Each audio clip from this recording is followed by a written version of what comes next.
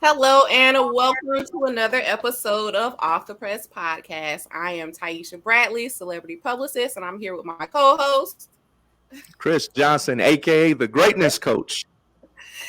We have another exciting guest for you today on Off the Press Podcast. So I'm going to go ahead and do my introduction, and I can't wait to go ahead and get started because I am super excited to talk about what we're going to talk about today. So, never before have entrepreneurs had such close access to the gatekeepers of the news. And here, they will give you jewels and help you put your own name in the headlines by learning the secrets to sending perfect pitches, turning news into story ideas for the media, and becoming a true asset and resource to the media and or industry. Join us as we talk to influential and insightful journalists and media professionals and get insider advice and tips to help you land your next or first media feature on national TV or even the front page of your hometown newspaper. Today's guest is a veteran in the entertainment industry. Big Said needs no introduction. Growing up in the Southeast Bronx and going to music and arts high school, his roots are deep, having grown up with the likes of Dana Dane, Slick Rick, MC Search, African Bambata, and more. He was there at the beginning of hip hop, so it'll forever be ingrained in his DNA. After years of writing and developing long-lasting relationships, he started the industry cosign in 2004, making it a place for a real behind-the-scenes look at the entertainment industry as a whole, with all facts, no fluff. As a contributing writer to Black Enterprise, he does the same, providing impactful and introspective content while staying true to who he is. Tune in, everyone. This is someone you should all know. Without further ado, Big Said, thank you for being our guest on Off the Press Podcast. That was a nice intro. Thank you. Was she talking about you? It sounds like it, so it's possible. You know? Awesome. So thank you so much for being here. We really appreciate it. So listen, let's get into it. Man, hip hop seems to be kind of like your start. Will you give us a background of kind of like how you got into hip hop and how your career is around in that area? Hip hop got into me. I grew up, as I stated, I grew up in the confines of where hip hop actually started from the perspective of hip hop in the Bronx, like you said, the Southeast Bronx. I literally lived like across, like where I live in the Bronx. I live right in the Soundview area, and Bronx River was maybe two stones throw away from me. And when like coming up, we used to hear about like the whole mixtape.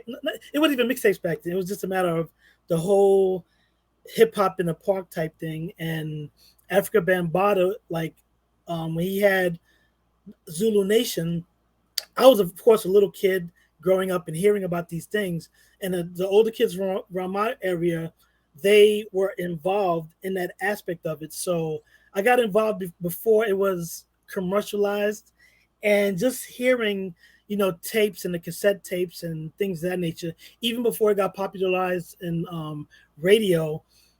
I was in the midst of it, like however I could be in the midst of it, of course, being like 6, 7 years old, like just knowing that this music, this way of life was burgeoning. And of course coming up with soul records and disco and R&B, but hip hop was just emerging, and just being around that neighborhood, that's where I got my start. So just growing up in that same area and seeing my friends being involved, breakdancing, graffiti, and things of that nature, I definitely took an interest. But I had the type of parents where we had to be upstairs before the sun went down. But coming, listening and hearing things the next day, you know, I felt involved. And then like going, getting growing up in that area, and then coincidentally, when I got to high school, junior high school, and just meeting different people that became involved in hip hop, like I didn't know it at the time, but like I was birthed in hip hop, and I'm still ingrained in hip hop. Not the hip hop we hear today, but just the hip hop culture in general. Yeah, I was going to ask that question. What do you think about hip hop today?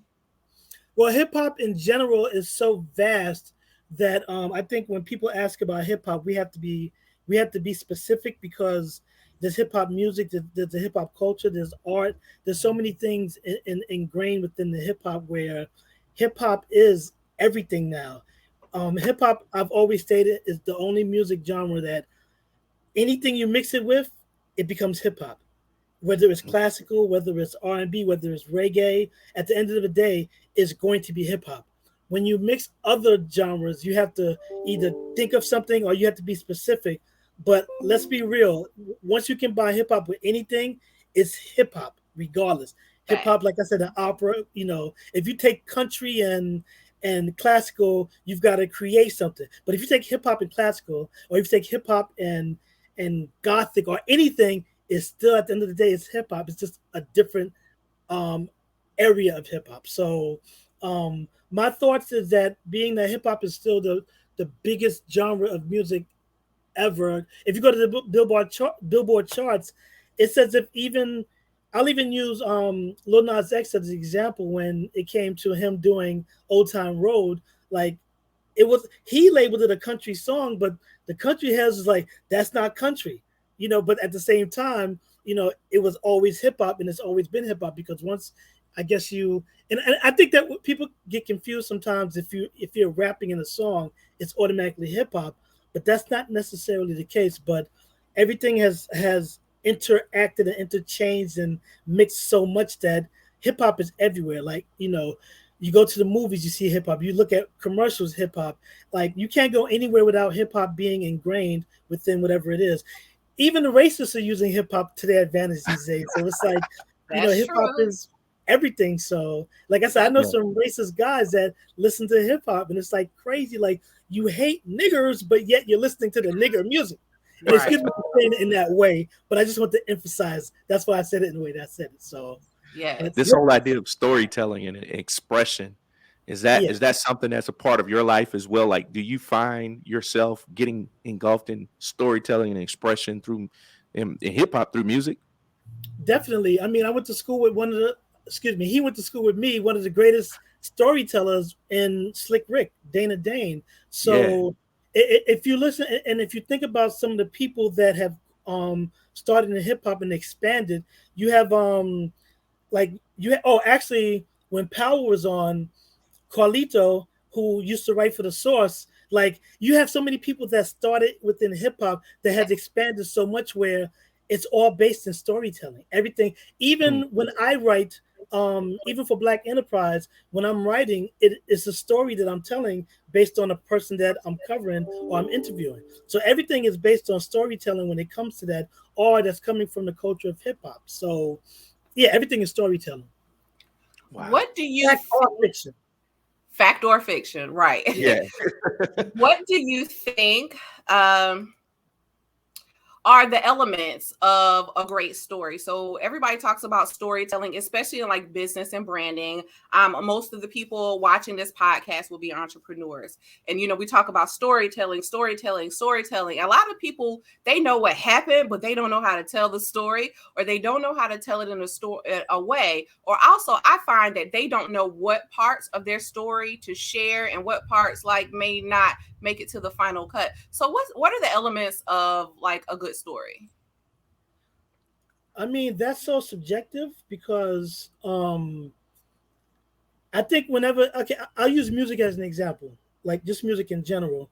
Whereas we as listeners, we hear different things. I'll listen to a song, I may hear the lyrics. You may hear the melody. Chris might hear the hook. So I think when we talk about storytelling, even when we have particular things that we want to tell, people pick up on different things. And I think that's what makes a great story, that not the story you're actually telling, but what people pick up. Because like I said, I'm going to pick up something different than what you pick up. But as long as the story is told, I've heard many artists, producers, even directors say that they were going for this, but when the story's out, people are picking up on this. I think the important thing is what's going to be picked up from the story. And as long as you have, I think, different elements that people can pick up on, because like I said, I might be trying to tell you the story of my life when it comes to music, but you might pick up my life as it comes to my development in the music and not the music itself. Mm-hmm. So I think Wow. it's just a matter of how Right. people pick up on it. But the important thing, and I think hip hop is perfect in this, because even though every music genre has, has tried to tell whatever story they're trying to tell, hip hop has made it so visual that it could be visually you can capture the vision from sometimes just the beat, sometimes, like I said, the lyric, or a combination of either one, or the way it flows. I'll Mm. use Method Man as a perfect example, because I think he's one of the best people when it comes to writing lyrics on a song. He Agreed. can say the same thing that Lil Nas X could say, but the way he says it and the way he rides the music, you're gonna pick it up differently. So I think Mm. it's a matter of what we want to pick up, because regardless of what people are directing us to, we're gonna pick up what we want to pick up, even Right. though subconsciously we don't think that.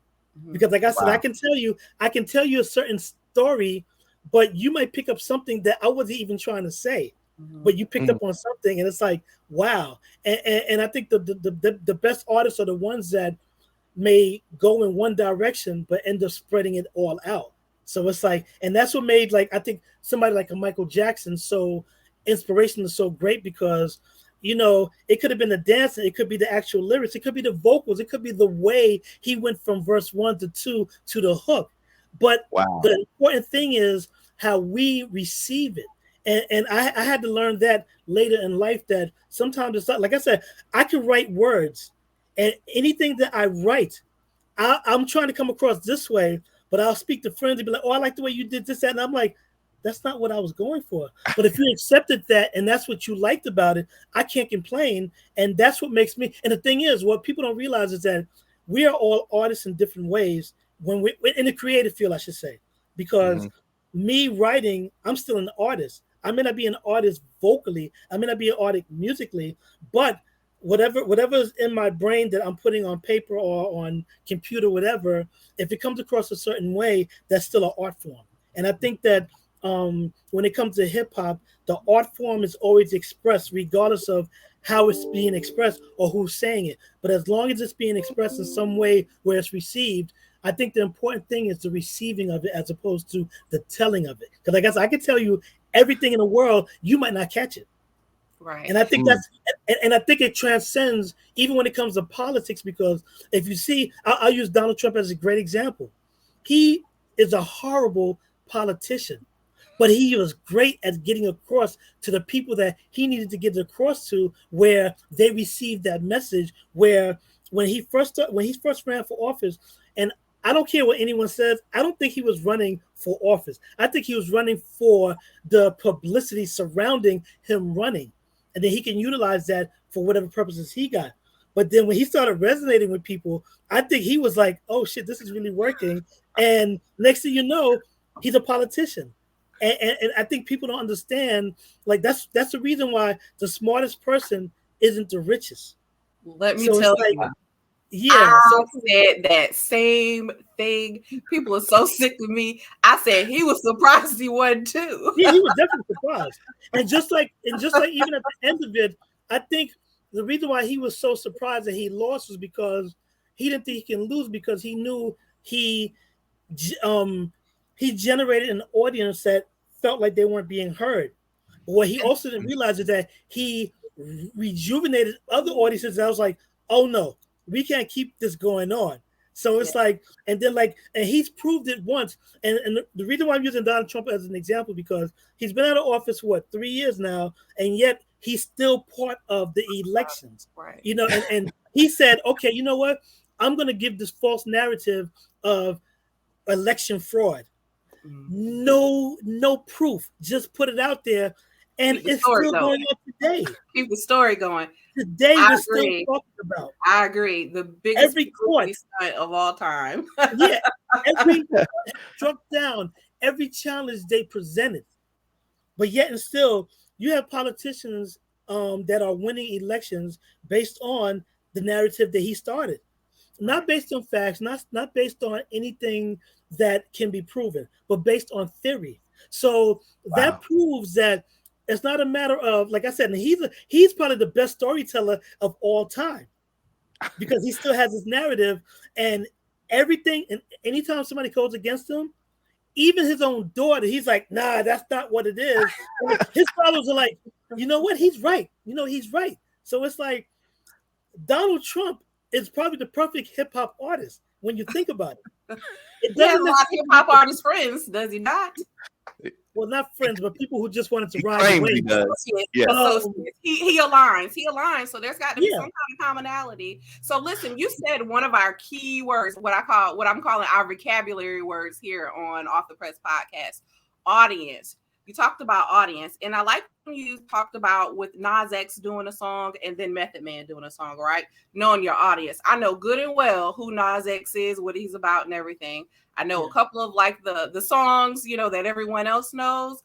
But Method Man, listen, I can give you whole discography. I can do the lyrics, everything. I know all of that, right? So I'm going to listen to his version because I'm a part of his audience.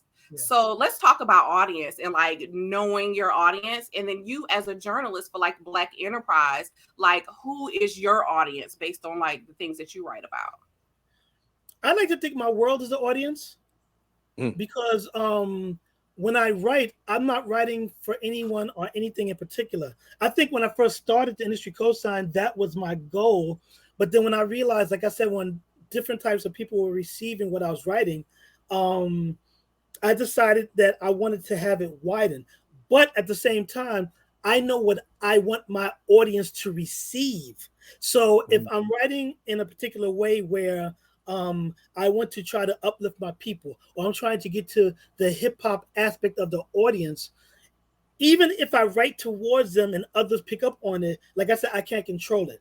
But I like, that's why I say I like to feel that if like I don't target, and I work for Black Enterprise. So it's like Black Enterprise is for Black entrepreneurs, people who want to get into business. So, but the thing is, even if I'm catering to that audience, there's a lot of people that are reading my articles that really don't care about Black entrepreneurship.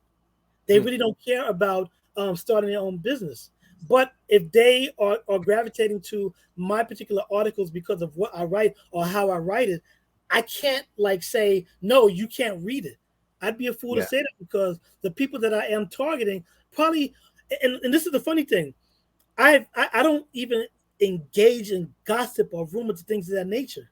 But if that audience wants to read what I'm writing based on how it's written, I'm not going to tell them, no, this isn't Shade Room, so I don't want you reading what I write. No, I have to accept it because you know what? That means I have an audience that I didn't know I had. Now the thing is, I can virtually guarantee that anybody that has a big audience, most people that have a big audience would not admit that they didn't anticipate. Now, they may anticipate getting a big audience, but it may come from a different aspect they wasn't anticipating. And I think that even with Black Enterprise, because I grew up on Black Enterprise, and out of all the properties I've written for, I'm most proud of Black Enterprise because of what they stood for.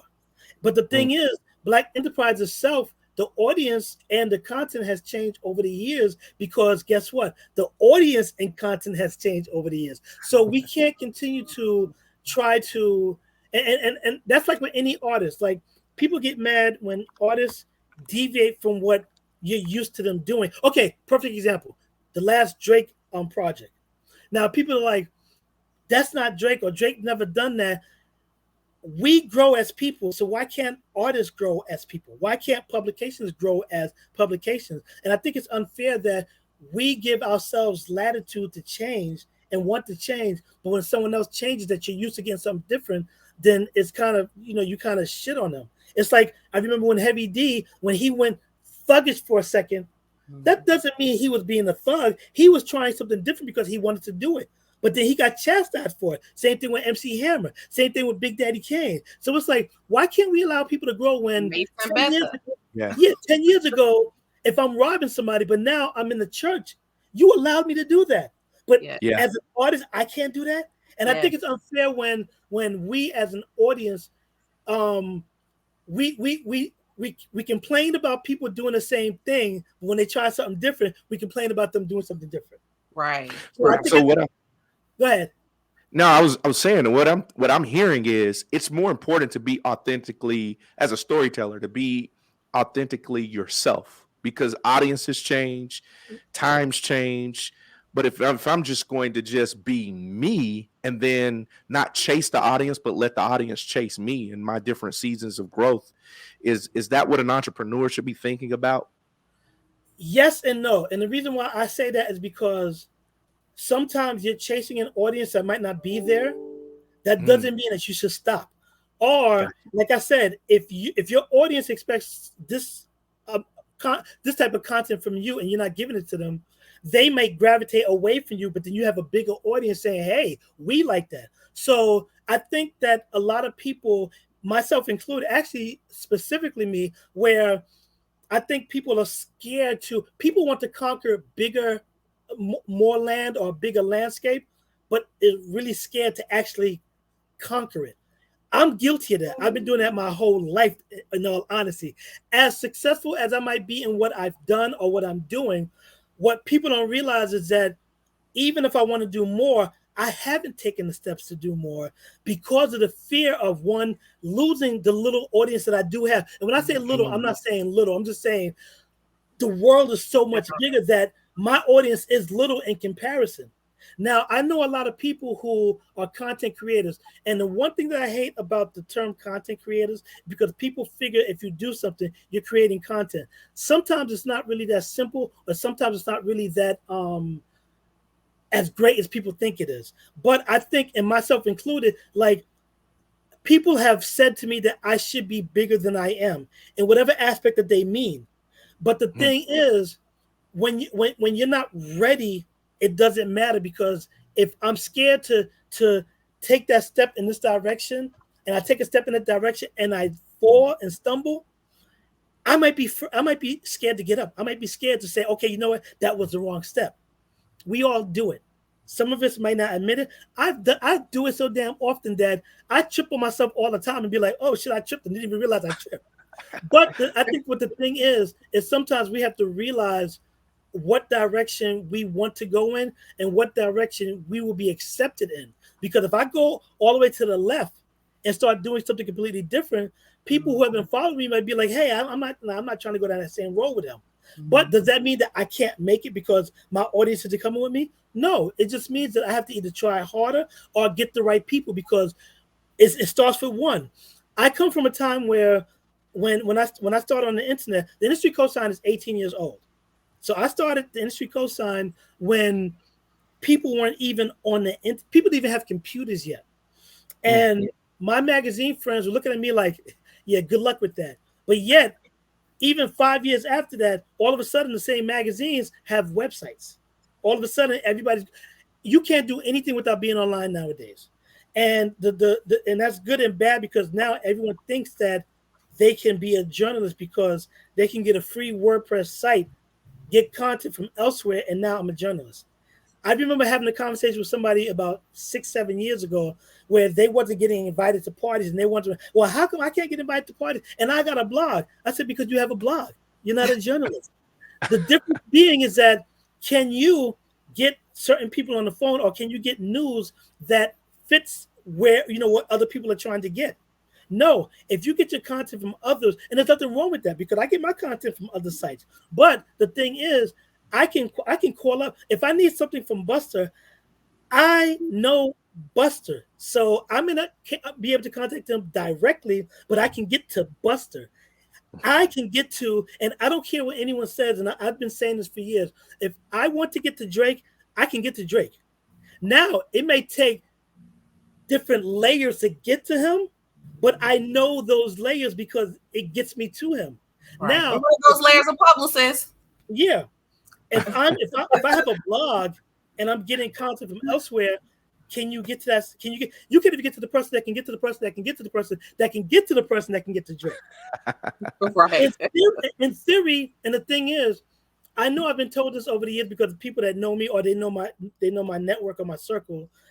I don't try to do the things that people say I should.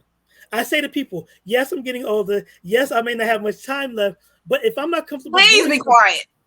Sorry. Go ahead. Sorry. But if I'm not comfortable doing something, And I get it. That's another reason why you have artists like D'Angelo or even Lauryn Hill that people are like, oh, but this, that, and the other. No one ever doubted their talent. It's their drive to do more than what people may want them to do. It's kind of unfair for us saying, D'Angelo, you had those great albums. We want those albums on a more consistent basis. If D'Angelo is like, yeah, but I can only give you one every 5-6 years and give the same quality, but then I'm going to turn my back on him because I'm not giving him that time. How is that being fair to him? And he's probably a better artist than any artist selling millions of records. So it's like, and sometimes people have to go at their own pace. And if people aren't at that pace or aren't giving you what they want, like you're quick to jump on the bandwagon of somebody who may have sold Vanilla Ice sold. He's a platinum rapper. Was he a good rapper? No. Was he ever going to be a good rapper? No. But he sold more records than a Jadakiss, than a Method Man, and when I mean singular project. So it's like you can't base, and that's what's wrong with society in general. They base things. It's just like with gossip sites. Nothing against gossip sites.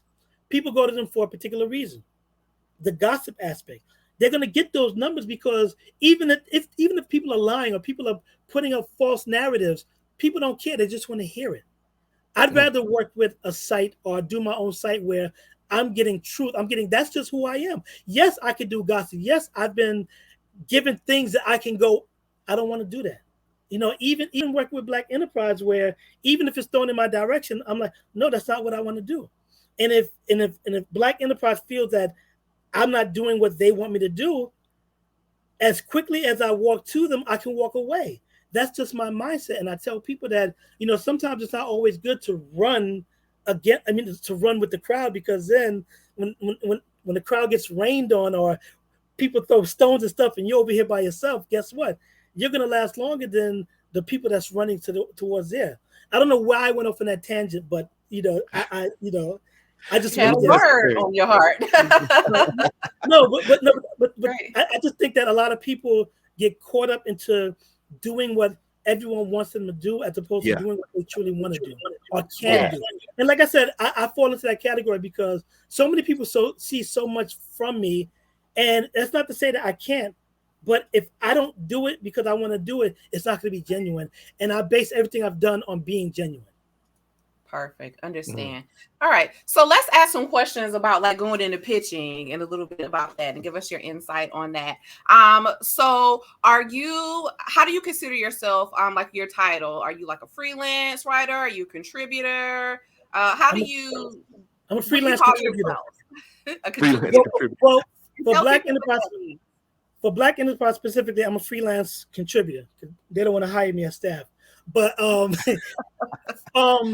but every place that I've worked at over the years, whether it was Vibe, The Source, wherever I worked, I've always had a network. And I think that's one of the reasons why, that's one of the reasons why people always wanted me to work with them or hired me, because I know people, I do things, and I'd like to think that I'm a good writer because I get numbers. So I think that I always have the mindset, even if I'm working with somebody, I still have the mindset of being freelance, because at any given point in time, they can get rid of you. Black Enterprise can hit me right now and be like, you know what? Thanks. We've gotten enough from you. And what can I do? I'm not going to argue. I'm not going to scream. I'm just going to have to pick up my bags and continue walking. So I have to have the mindset. Media, right? That's typical in media. Like people like, media. I'm like, people move so much. but the problem with a lot of people is unless like you've been there for years or you have whatever, people get too comfortable. And I think that's probably a problem with me, because I don't want to get comfortable, because every time I have gotten comfortable in the past, something has always happened. And I'm the type that I've always had a strong personality. And whoever hires me, they hire me for a reason. And then when I come and do exactly what they hired me for, they feel threatened. And I've gotten so used to that where I can't be as forceful with my talent as I want to, because then people get threatened. Dude, and you see how hard I'm smiling? You know, Story of my life. Either you want to smoke or you don't. Yeah. It's all or nothing. And the funny thing is that kind of thing, I think. Yeah, but the funny thing is that I know for a fact, like anybody I work with right now can see this and see what I'm saying, but it's not something I wouldn't say to them. It's not something that I would hide because I've been this way since I started the industry cosign. The reason why I've been hired was because of my work on the industry cosign. I wouldn't have worked at the source or any other places if I didn't do my own site. So, like I said, once I got to a level where I'm bringing exactly what they want, they start getting threatened, and all of a sudden, like if I'm okay, perfect example. When I worked at Interactive One at Black Planet, at the time nobody was messing with Black Planet because Black Planet is like 90 years old.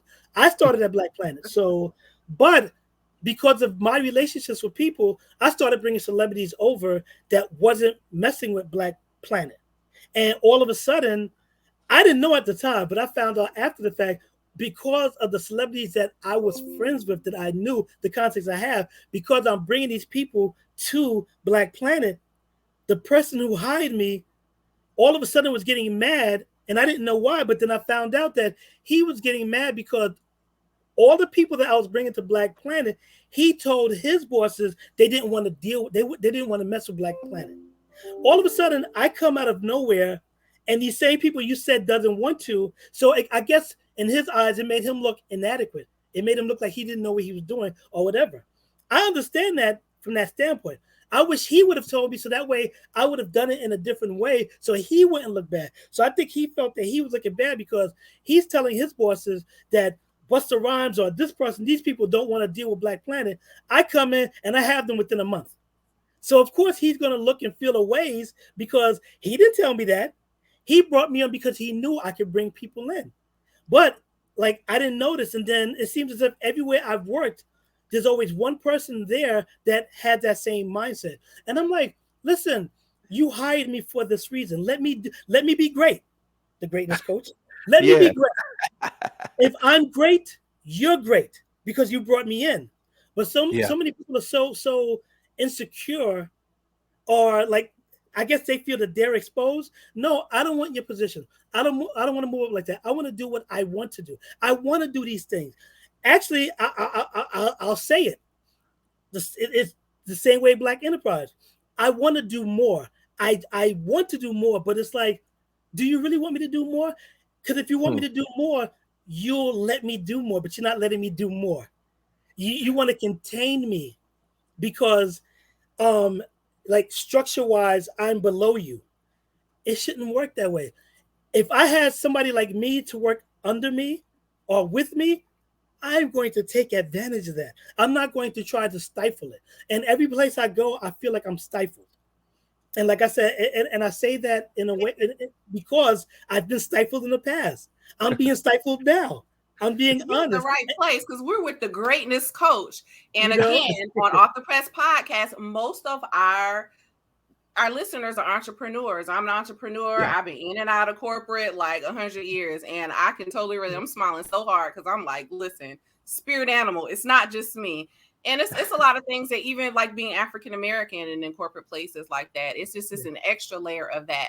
So for people, I would say, Chris, who are feeling great and want to be the greatest, but that shine, like, kind of is too bright for some people. How can I be great? That shine is very important for things like media and publicity and being those careers. How would you tell us to manage something like that? I'm glad we went there. I'm glad you shared that. Well, and it goes back to some of the stuff he said earlier, and I'm curious to know too from him, like with your big personality and the things that you're doing for Black Enterprise. I'm curious to know what is it that you want to do versus what you're already doing, to manage some of those things, because I think sometimes we feel like we have to hold back.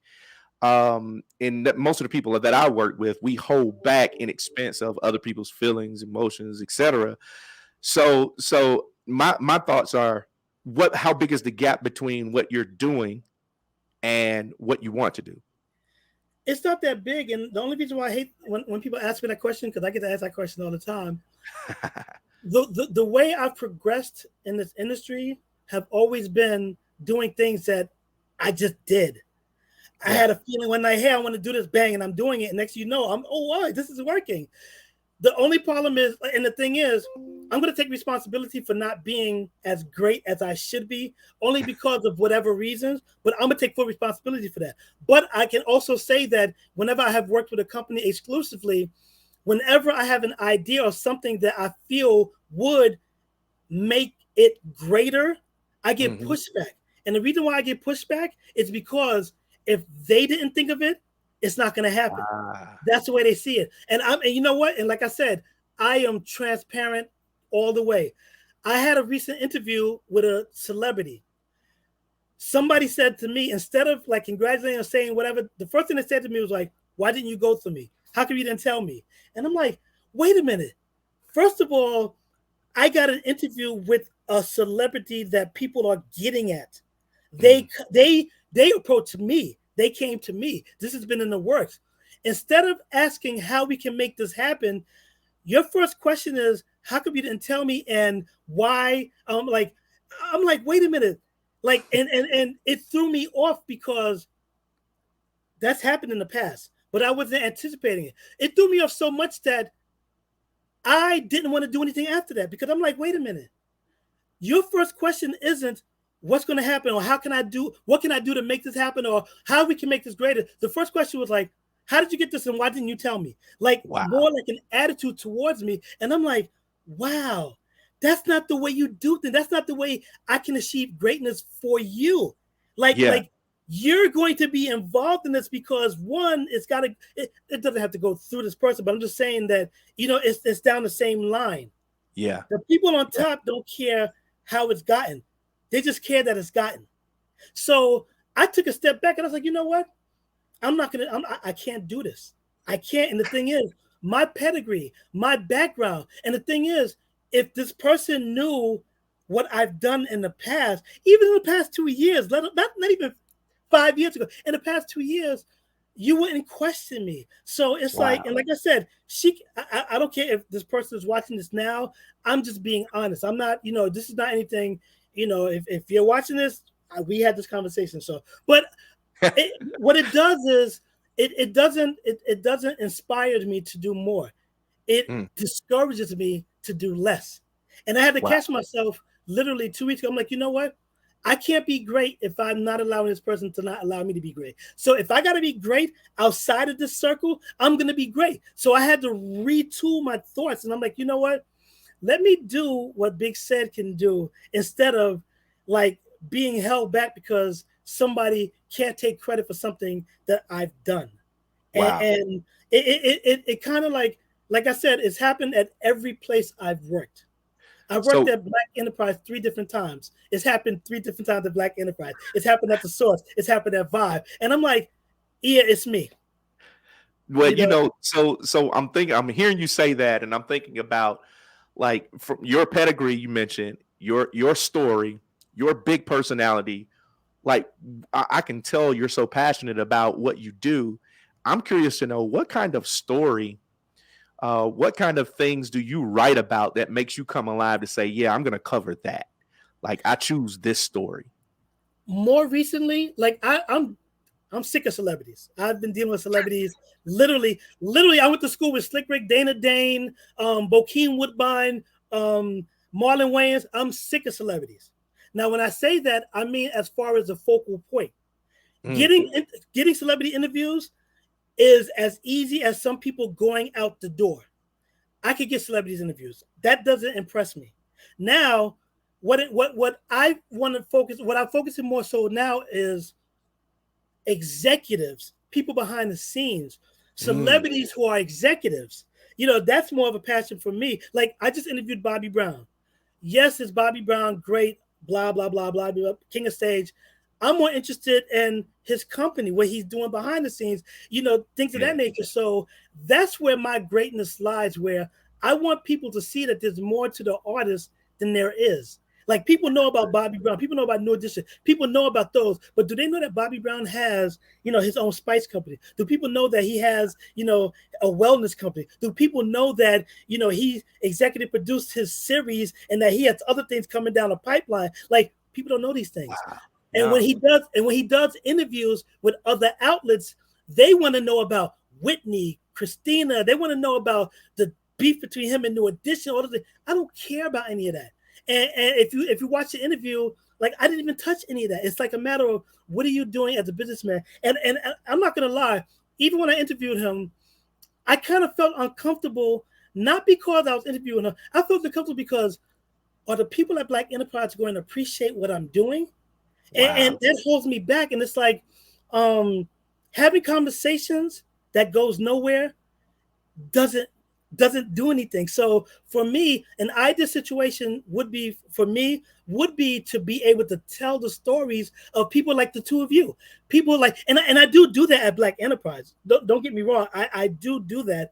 I want to do more of it. I want to, I want to be like the person that's able to get the stories out of people that no one's able to get out of. And I can do that because I have done that. I've done interviews with people where people find out things about them based on their conversations with me. Wow. I know I'm great at doing that. But when I'm dealing with people that's giving me pushback, that wants me to do things based on what they see, okay, great, I understand, yeah, but let me be great. Meet me halfway. Give me some of what I want, and I'll give you more of what you want, because then we'll both be great. But that's never the issue. The issue is I want to be greater than said, so I got to do what I can so I can take away the little spotlight said has, because I need that spotlight to be put on me. I don't want a spotlight. I just want to be me. But I also realize that I have to do that on my own because, one, the reason why I'm in the position I'm in now is because I started the industry cosign on my own. I wouldn't have been able to work at any of the media properties I've worked at if it wasn't for the industry cosign. Because when I did the industry cosign, I did everything I wanted to do. People noticed, hey, we want you to do that over here. And I'm regaining that passion, and I want to do it in a way where it's more natural than it's more vengeful. Because if I do it for vengeful reasons, it defeats the purpose of what I'm doing. So I'm changing my mindset to be like, you know what? I don't want to be like, this is what you're missing. No, I want to be like, this is what I'm doing, and I want to be happy doing it. And I want it to be at a point where it's like, I don't have to do anything because I'm doing exactly what I want. That's the purpose of life, I feel.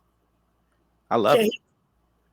You might What's be on mute. coming up with you for the industry cosign? I can tell you're super passionate about it. Like, tell us more about the industry cosign and how people can be published. Do you look for stories? How can people get involved and get their stories told in their messages, like through you and industry cosign? That's easy. The funny thing about the industry cosign I actually created was for other people, because I knew people were in situations where they couldn't do what they wanted to do. And there's a couple of writers out there that I won't name that are at bigger companies now that actually started at the industry cosign. And that's what I've always wanted. I wanted people to have the freedom that I had with my own site. And I wanted people to if they're going to submit articles, I want it to be because that they want to do it. Not to help me, because people are like, what can I do to help you? No. I want you to help. I want to help you. I'd rather you do things on my site because this is what you want to do. This is your passion. And if I could do this type, and that's why I said I have to refocus back on the industry cosign and do the thing. The interviews that I could be doing for Black Enterprise, I have to do for the industry cosign because I can do it. I want to do it. So I'm going to do it. And like I said, my thing was making sure that I got whatever Black Enterprise wanted out of me. But then I started to realize that, you know what, at the end of the day, Black Enterprise is going to be Black Enterprise. Black Enterprise has been great for me, and they can say I've been great for them. And I enjoy. If I didn't enjoy working at Black Enterprise, I wouldn't be working there. That's the beauty of it.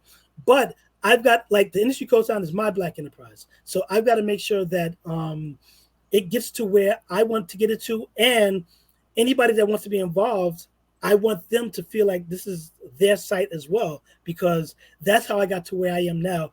And I'm going to continue that. And I got people that yell at me, telling me that I need to refocus back on industry cosign. And like I said, I've had recent conversations with myself. I'm like, you know what? That's true, because at the end of the day, if I'm not enjoying it, does it matter? That's Right. good. Especially if I'm not getting paid what I deserve, not what I want, but what I deserve at the very least. Because I'm never going to get paid what I want. That's factual. But at least pay me what I deserve. And if you pay me what I deserve, then I could take my attention off of that because at least there's a reason. But if I'm going to be frustrated working with people that don't want me to be great, then I might as well be great with my own thing. And like I said, every job I've gotten was because of the industry cosign. So now I got to keep focused on the industry cosign. So how can you help our listeners be great and get their stories out there? Like, what do you suggest? Do you suggest, like, if someone wants to, like, be in any kind of publication, right? And they want to send an email. Do you think that they should pitch, like, just say, hey, you know, this is who I am, or this is what I'm talking about. If you're interested, let me know. Or do you like for someone to, like, do you think people should, like, kind of write out a whole story or just pitch an idea? What do you think? The only bad thing about the atmosphere nowadays is that everybody, like 15, 20, 30 years ago, there was only one path, maybe another one. Nowadays, there's so many different paths where there are successful people who never went to college that if they'd never went to college 30 years ago, they wouldn't be successful. What I would advise is for people to be passionate about what they do, and whatever approach you try, if it's not working, then try a different approach. And the reason why I'm not more specific is because tomorrow it'll be different. That's the world we live in. And I see so many people that are doing different things that I'm like, yo, this person, if this person had started 10 years ago, they'd be this, and the other. The advice I give might work or may have worked 3 years ago. It might not work today. So I think what people have to do is concentrate on what they're trying to get into to try to find a way in, because nowadays unless it's technical. If it's technical, if it's filmmaking and you have to know certain things or certain angles, well, even with filmmaking, you don't even have to go to school now. It's just a matter of having that talent. But I think when it comes to talent, when it comes to anything within the creative field, I think it's just a matter of the internet is so powerful where you can do your research and try to get an edge, because there are some people who are not talented at all, but they're making a lot of money because they fulfilled a need that wasn't being met. So I think the best advice I can give is, whatever you're passionate about, try to find the best way for you, because the best way that worked for somebody that does the same thing I'm doing, like they're no longer writing. And I've never taken a journalism class. There are people who took it in high school, took it in college, got a degree, still paying back their student loan, and they're working someplace else, doing something else. Right. I picked up a pen just because somebody said, hey, I think you should do this. And I'm like, you know what? I think you're right. So that's the way it's always worked with me. When I did parties, celebrity basketball, anything I've done was something somebody said, hey, you know what? I think you should. I don't know if y'all know who Carew Daniels is. Carew Daniels, I think he writes for AOL now. He used to write it as well. When he first met me, he said, I think you should write. He introduced me to an editor at a magazine. My very first interview was the Notorious B.I.G. Wow. Never wrote a thing, never did an interview, the only thing I did was like, okay, I did it. The very first interview I did was Notorious B.I.G. Okay. Sorry about that. Yeah, so I was like, wait a minute, how come I'm muted? Right. So that was my and I know that, and we're about to talk about that, so I'm glad that you brought it up. So let me tell you how serious this conversation is about to get, because I came dressed to talk about it. That's my crown. So in this interview, you as Biggie, where did he see himself in 10 years? And he said, dead. Wow. Can we talk about that for a moment? Because the level of goosebumps. Yeah, it was a great storyteller. Oh my gosh. Yeah, it's funny because, like I said, we did a phone interview. I'm asking these questions, and I said, "Where do you see yourself in 10 years?" And he's like, "Dead." And I'm like, "Huh?" He said, "None of my niggas live past like 25. This, that, and the other." So I didn't think too much about it because people say things. And I used to also produce music, so I actually Tracy Lee. Tracy Lee actually did a song with Notorious B.I.G. Tracy Lee's album was coming up. Now, me and Mark Pitts, we went to high school together. I submitted songs to Mark Pitts. The very first demo I gave him, very first song was a song that he picked for Tracy Lee for his title track for his album. So we're going over like the particulars, contracts, and stuff like that. At the time, I was the only producer that didn't sign whatever I needed to sign. So the album was like, it was close to deadline. Mark Pitts, we literally finally decided whatever we got it made. He got on a plane to go to the Soul Train Awards for that weekend. I remember it vividly. The 2 days later, I think this was a Thursday. 2 days later, I think Biggie had died on a Saturday morning, if I'm correct. Got the phone call. No, my mother, she had called. She's like, Biggie Smalls is dead? And I'm like, whoa. And I woke up real quick. I'm like, wait, what? I went to the radio, listen to Hot 97, because that type of news, they're going to continue saying that over 10 minutes, every 10 minutes. And it's like, he died. And I was going to call Mark, but I'm like, no, because one, everybody's calling Mark. Mark is out there, this, that, and the other. And the first thing that came to mind the second thing that came to mind was, wait a minute. That was like 9 years. Wait a minute. So I ran to look at the article, and I looked at the article. I was like, yo, he predicted this. And it's like, yo, he really said that he saw himself dead in 10 years, and that was 9 years ago. Wow. And that was one of the first things that I can remember. Yeah. It was Sunday. When I heard. And I boohoo cried. You would have thought somebody in my family. That was and it's so funny because I always say to people, it's like, you have to watch what you say. And people have to remind me, because I always tell people I'm broke, and it's like, watch what you say, because this, that, and the other. And I gotta say, okay, I'm not, but and then I think about like Murder Inc. They went on trial for murder, So it's like when certain artists, Tupac, and it's like certain artists, when they put that out there, then they're dead. And it's like when Biggie said that, words. Yeah. So that's my very first memory from being a journalist, that Biggie Small, and I can't find the magazine. I can't find the magazine, and I'm gonna look for it for you. I'm gonna make it my mission to find things, because I collect things like that. But the magazine's one nut. I literally just spoke to the editor in chief like not even 6 months ago. He's like, I don't know. I was like, you don't have a copy? I'm like, money. That's like seals the deal in my career. And when I tell people, it's like, oh, how did you get started? Well, my first interview was with Biggie Small. Your first interview? Yeah, I was like, and I'm looking at it like, yeah, like, I mean, that's nothing, So, but it's a great start. But yeah, that was like my. I'm waiting for my next big. There's another big revelation. I interviewed Charlemagne the God. Nice. Charlemagne the God.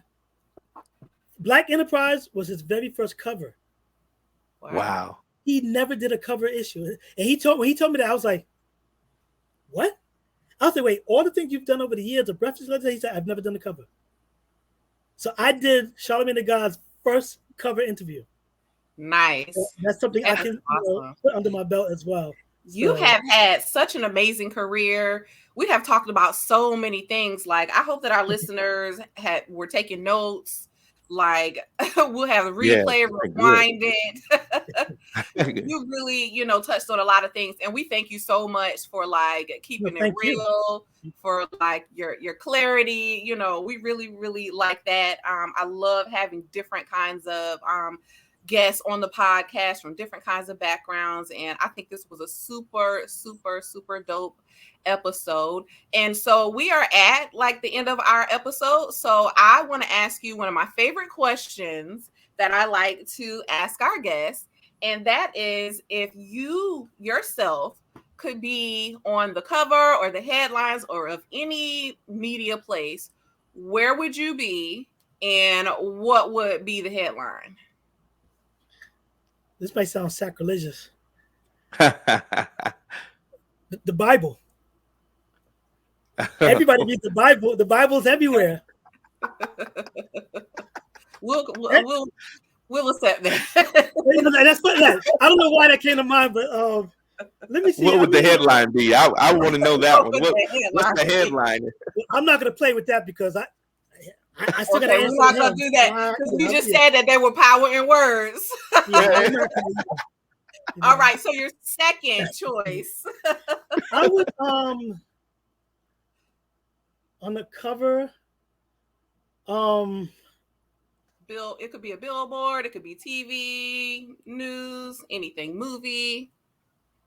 You know what I would like? I would like to have, since I'm not performing anymore, I want to be maybe I have an image of me or something about me at the Super Bowl. Nice. I don't care who's performing because the Super Bowl is the most watched event like all over the world. Yes. And everybody tunes into. People don't watch football. Tune into like the halftime show. I want like just my picture. You don't have to say. Just my picture. The industry coach, a big said. That's it. You don't have to say anything. Tell our audience. Just my picture and the industry cosign, or like I said, big said. That's what's a big said of the industry cosign. We can make that happen because words are power. Words are power. And then last but not least, we want to thank you so much for coming here. Tell everybody, besides the Jumbotron at the Super Bowl, where they can find Big Said.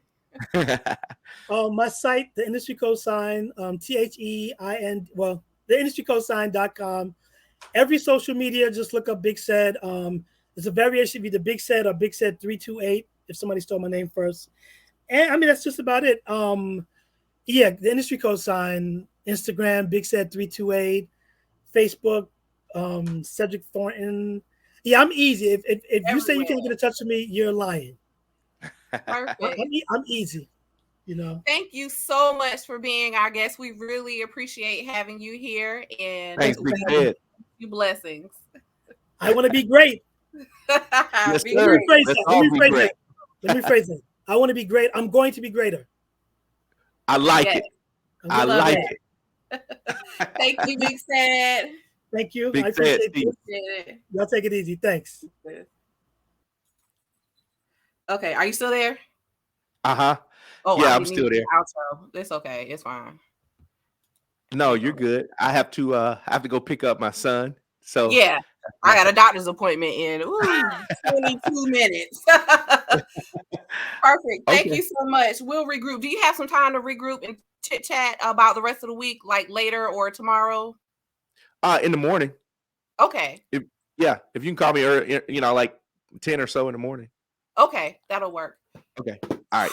This was an interesting one. Thank you. Okay.